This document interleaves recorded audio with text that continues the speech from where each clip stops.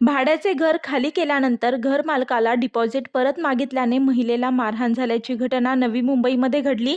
मागील अनेक दिवसांपासून ही महिला तिने दिलेले डिपॉझिट परत मागत असतानाही तिला ते न देता अत्याचार करण्याची धमकी देखील दिली जात होती. या प्रकरणी NRI पोलीस ठाण्यात एकावर गुन्हा दाखल करण्यात आला आहे. शहाबाज गाव येथे शुक्रवारी रात्री ही घटना घडली. परिसरात राहणारी 33 वर्षीय महिला व तिचे कुटुंबीय अमीर अन्सारी यांच्या घरात भाड्याने राहायला होते. यासाठी त्यांनी 30,000 रुपये डिपॉझिट दिले होते.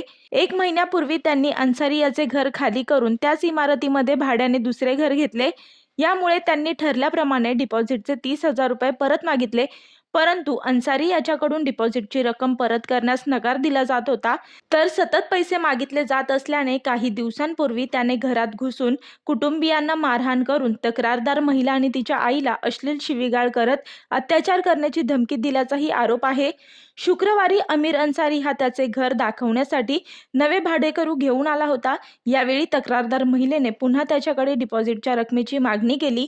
या रागातून त्याने महिलेला मारहाण केली. यामध्ये तिला दुखापत झाली असून रुग्णालयात दाखल करण्यात आले असून उपचार सुरू आहेत. या प्रकरणी NRI पोलीस ठाण्यात अमीर अन्सारी विरुद्ध गुन्हा दाखल करण्यात आला आहे.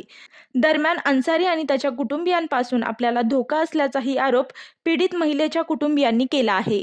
मी वर्षा काटेकर, योद्धा न्यूज, नवी मुंबई.